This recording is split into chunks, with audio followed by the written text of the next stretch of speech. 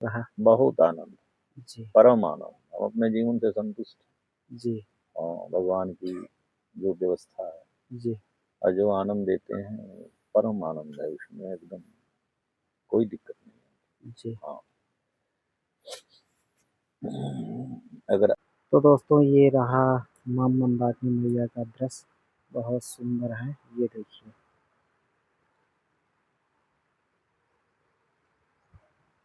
तो जय सिया राम, राधे राधे। संतों की भूमि में स्वागत करता हूँ, अभिनंदन करता हूँ, कोटि कोटि नमन करता हूँ। तो दोस्तों आज हम बाल बैरागी संत के पास आए हुए हैं और चलते हैं महाराज जी के, और आपको दर्शन करवाएंगे। तो देखिए जो है बहुत घना जंगल है, चारों तरफ आपको जंगल ही जंगल नजर आएगा। और दोस्तों हम बता दें कि बहुत डरावना जंगल है ये दोस्तों। तो दोस्तों वीडियो अच्छा लगे तो लाइक कीजिए और सब्सक्राइब कीजिए और दोस्तों के साथ शेयर कीजिए। तो दोस्तों हम चलते हैं महाराज जी की कुटिया। तो दोस्तों देखेंगे महाराज जी की घास फूस की कुटी बनी हुई है, ये देखिए। और दोस्तों ये महाराज जी का छोटा सा गेट है। तो दोस्तों हम चलते हैं महाराज जी की कुटिया के अंदर, देखते हैं। महाराज जी सीताराम। ये देखिए दोस्तों महाराज जी की कुटिया घास फूस की बनी हुई है, ये देखिए बहुत सुंदर से बनाई हुई है, ये देखिए। ये देखिए दोस्तों महाराज जी आश्रम किस नाम से जाना जाता है? ये टाटी घाट के नाम से है। जी, इसका टाटी गिरना घाट, इसका नाम महाराज जी इसका क्यों पड़ा है? टाटी घाट का नाम इसलिए पड़ा कि प्राचीन काल में कोई एक संत रहते थे, लोग बताते थे कि बेचारे वो गंगा स्नान करते थे, जी, बहुत तपस्वी संत थे। जी, एक बार मंदाकिनी मैया प्रसन्न हुई, उनको दर्शन दिए जी, और उस संत को ला करके चांदी की थाली में प्रसाद प्रसाद भी देती थी माँ मंदाकिनी। जी, तो पर डे पाते थे और ले जा करके मंदाकिनी में वो चांदी की थाली प्रवाह कर दी। जी, अचानक उनकी स्थिति सही नहीं हुआ, तो उनके एक शिष्य थे, उनको वो थाली दे दिए खाने के बाद। तो अब उस शिष्य के मन के अंदर ग्लानि आ गई। जी, वो चांदी ले जाकर के थाली डाला नहीं गंगा जी में, मंदाकिनी में। तो अब दूसरे दिन जब संत अपना स्नान ध्यान करके बैठे तो उनके यहाँ माँ मंदाकिनी थाली लेके आई। जी, तो बड़े बेचारे विचार करने लगे कि आखिर में कौन सी ऐसी गलती आ गई, कौन क्या दिक्कत आ गई, कौन सी गलती हो गई। जी, तो फिर बाद में वो संत गए गंगा मंदाकिनी के किनारे, तो माँ मंदाकिनी प्रकट।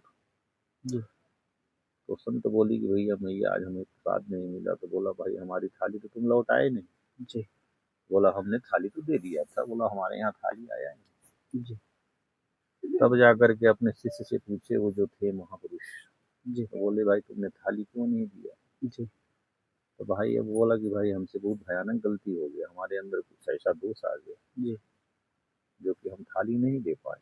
जी, तब वो संत थे तो वो थाली उस शिष्य को दे करके उसी गंगा में जाकर के जी, मां मंदाकिनी के साथ प्रवाहित। जी, तब से वो संत आए नहीं, तभी से वो टाटी घाट का नामकरण यहाँ पड़ा। जी, टाटी माने थाली होता है। जी, हाँ, कहीं कहीं टाटी बोलते हैं थाली को, जी, तभी से इसका नाम टाटी घाट पड़ा है। जी, तभी से इसका नाम टाटी टाटी घाट। इस तरह के लोग पुराने जो विचार वाले हैं बताते हैं। जी। हाँ, और महाराज जी जो है अभी तक का आपका जीवन साधु संत में कैसा रहा? सब रास्ता है पहले कि किसी संत के सानिध्य में जाए और उनके विचार में, उनके सोचों में वो अपनाते जाते रहे, करते रहे। हो सके तो थोड़ा बहुत जैसे मानस का सुबह शाम स्नान करके अध्ययन करें, विचार देवा दस है ना। हाँ, अगर ठाकुर जी की सेवा कर सके तो धर ले घर में, सेवा करे।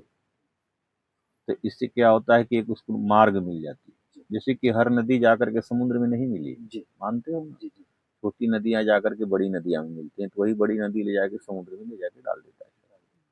तो हर लोग भगवान को प्राप्त करते हैं। तो जो कर रहे हैं उनके हाथ पकड़ लो, तो वो लेके चले जाएंगे, ऑलरेडी वहां पहुंचा देंगे।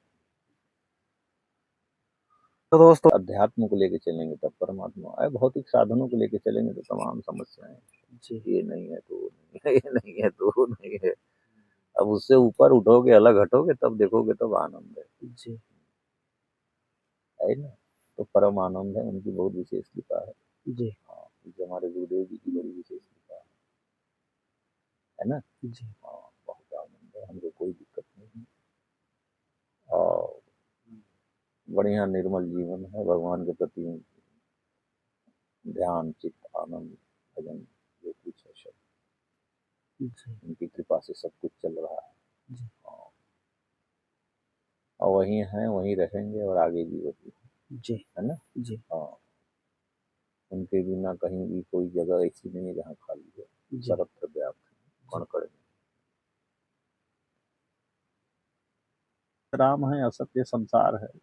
संसार को नासवान कहा गया है। नासवान उसको कहते हैं जो नाश हो जाता है ना। जो आज है कल नहीं रहेगा। जैसे आज शरीर है तो कल शरीर नहीं रहती, पंच तत्व में विलीन हो जाती है। इस शरीर को नासवान कहा गया। आज इसके अंदर आत्मा है अविनाशी, ये सत्य, इसका विनाश नहीं। अविनाशी का मतलब जो विनाश नहीं होता है, नासवान का मतलब जो विनाश हो जाता है, ये दोनों में ही होता है। तो राम ही सत्य है और ये जो प्रकृति है, ये संसार, यही असत्य, ये हमारे जो शरीर है यही असत्य। इसका एक दिन समय आएगी, विनाश हो जाएगा, जी है कि नहीं। सत्य और असत्य में यही है। सत्य ही राम है, असत्य ही संसार। भक्तों को भी बोलिएगा महाराज जय जी का सिया जय राम। जय सीताराम, जय जय है ना। जय जय। प्लस जो प्रारब्ध में आप किए हैं उसका पुण्य तो आप इस जन्म में भोग रहे हैं, मगर हम जो इस जन्म में कर रहे हैं, तो अब जैसा आपका कर्म होगा वैसी योनियां मिलेगी। जैसे गलत कर्म है तो गलत योनि मिलेगी, नीचे जाओगे तो फिर भोगोगे तुम उसको। हाँ, आपके शुभ कर्म और आपके गलत कर्म है, दोनों का भोक्ता आप ही है, भगवान नहीं कुछ लेता। सब कुछ यही मिलेगा। सब कुछ आपको यहीं भोगना पड़ेगा, सब 84 लाख योनि में। जैसे मान लो उसका मार्ग कौन सा है? परमात्मा को पाने का सबसे सुलभ मार्ग है संत का सानिध्य, है ना। तीर्थों में आना, संतों के विचारों में रहना, संतों के प्रति आकर के कुछ सेवा कर देना, है ना।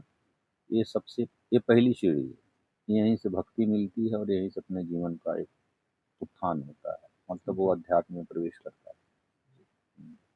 और कोई चीज़ डायरेक्ट तो मिलेगा नहीं, पहले धीरे धीरे स्टार्ट करेगा अपने जीवन की। पहली सीढ़ी को प्राप्त करेगा, फिर दूसरी सीढ़ी, फिर तीसरी सीढ़ी। हाँ, इस तरह से एक क्रम बनाया गया है। स्वाध्याय करना चाहिए, जिसे शास्त्रों का अध्ययन करना चाहिए। जो हमारे प्राचीन, हमारे ऋषि महर्षि शास्त्र को लिख के गए, जैसे श्रीमद् भागवत गीता हो गया, रामचरितमानस हो गया, गीता हो गया, ये सब का स्वाध्याय करना चाहिए। न अगर पढ़ सके तो कोई पढ़े तो उसको सुनना चाहिए, उसका भी प्रभाव, उसका भी फल प्राप्त। इससे आपकी जो बुद्धि शुद्ध होती है, हृदय में निर्मलता आएगी, तभी तो भक्ति का प्रादुर्भाव होगा, जागृत होगा। इस तरह के विधान है। सबसे सर्वप्रथम सीढ़ी है संतों का सानिध्य। हाँ, कोई भक्तमय पुरुष जो हो, जो संत हो, उसके सानिध्य में जाइए, मन से कुछ उनकी सेवा करिए। सेवा करने से धीरे धीरे धीरे धीरे वो कृपा करते हैं, भगवान की भक्ति मिलता है, अध्यात्म की तरफ आपकी जो मन बुद्धि विचार वो जाएगा, लगेगा। ये विधान है। जैसे कि महाराज जी आप तो मान लो एकांत में रहती है, जंगलों के बीच में आप तपस्या करते हैं, भजन पूजा कर रहे हैं, तो हाँ, एकांत आने का मतलब क्या होता है महाराज जी? एकांत का मतलब कि आपका जो मन बुद्धि विचार जो ध्यान है एकांत में ही लगता है। हाँ, अगर आप जैसे शहरों में रहेंगे, लोगों के बीच में रहेंगे, तो ये मन जो है ना बहुत चंचल, ये क्या करेगा कि खींच के लिए। मन का संबंध हमेशा संसार से रहा है, मन का संबंध अध्यात्म से नहीं। इसलिए जो मन प्रकृति है ना, वो प्रकृति की तरफ लगेगी। जिसका जहाँ संबंध है वहीं हो जाएगा, है कि नहीं? तो मन का जो संबंध संसार से है, तो ऑलरेडी अगर आप संसार में रहेंगे तो दृष्टिपात पड़ेगी, नाना प्रकार के लोग आएंगे जाएंगे, नाना प्रकार के लोगों को देखेंगे, तो आपकी जो मन की वृत्तियाँ शांत रहेगी। इसके लिए लोग एकांतवास जंगल में आते हैं, नदी के किनारे, शुद्ध वातावरण, निर्मल जल, है कि नहीं। यहाँ का जो प्रभाव है, यहाँ की जो ऊर्जा है एक अलग है। उसमें जो है मन बुद्धि विचार जो चित्त है इसमें शांत रहती है। हाँ, जहाँ शांत रहेंगे वहीं तो भगवान का भजन होगा, वहीं ध्यान होगा। जैसे कि महाराज जी की गाँव लोगों, ठीक है महाराज जी, सीताराम। सबका जो पुण्य है, सबका जो कर्म है उसके साथ है ना, उसी के अंतर्गत उसको वैराग होता है, भक्ति मिलता है। राम है।